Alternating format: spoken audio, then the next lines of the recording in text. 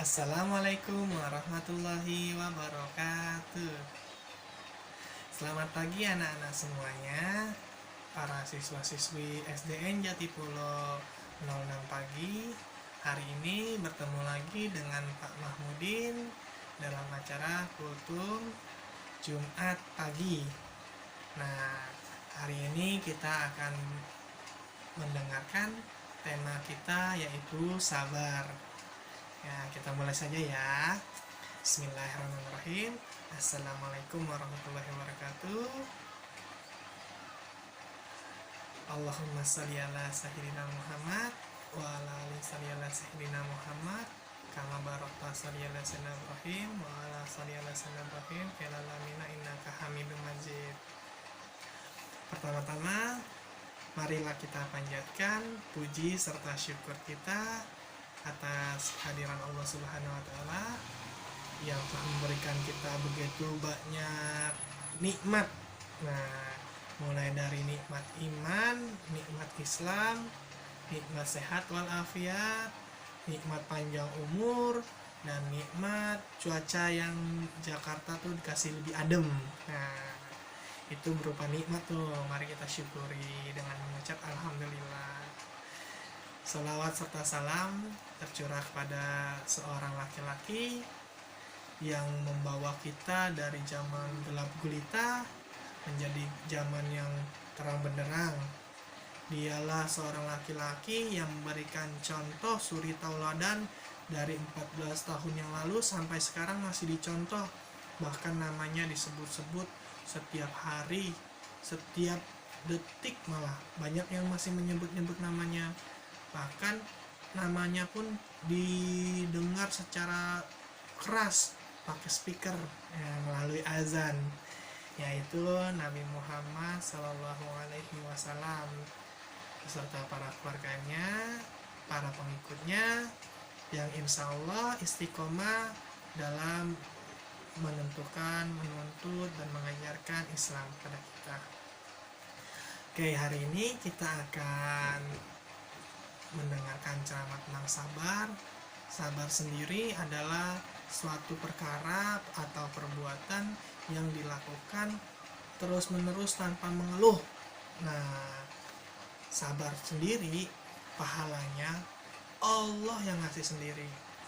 Coba bayangin, kita baca Al-Quran, satu huruf dibalas 10. Jelas nih, satu huruf dibalas 10, kan jelas hitungannya.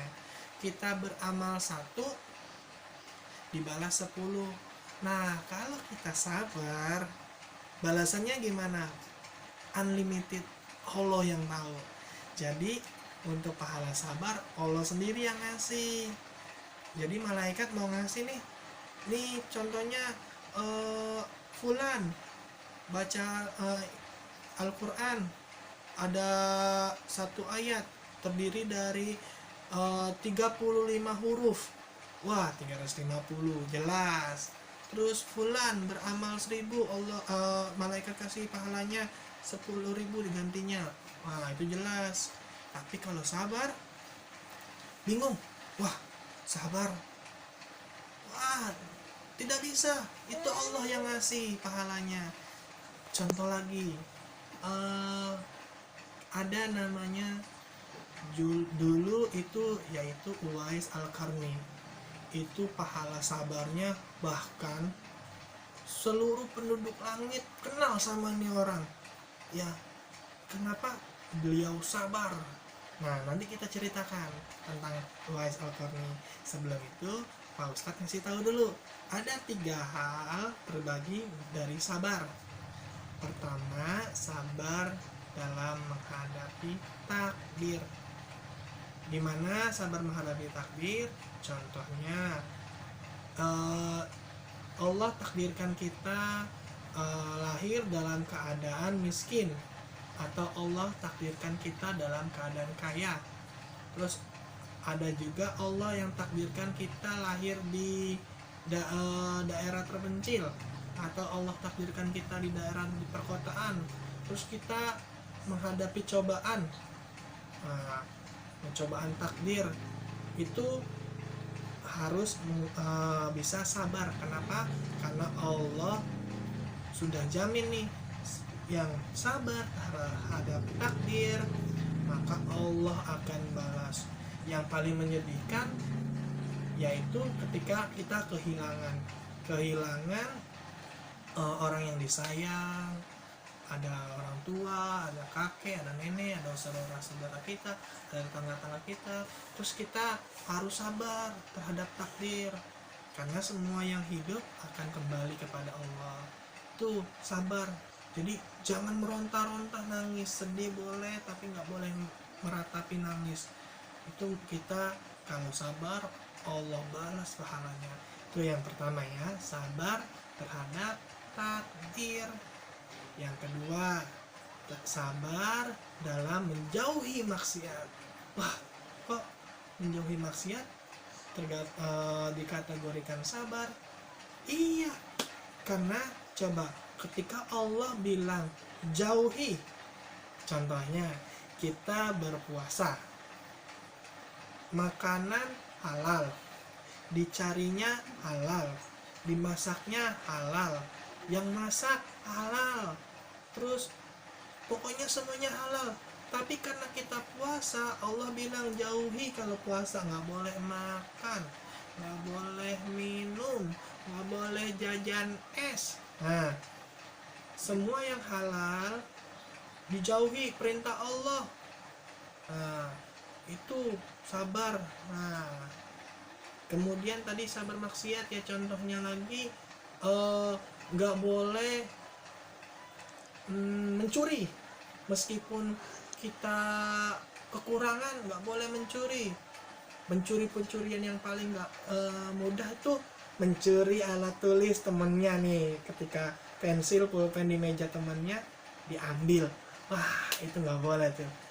Jadi jauhi maksiat dengan sabar ya. Kemudian yang ketiga yaitu sabar terhadap menjalankan ibadah. Kok menjalankan ibadah harus sabar?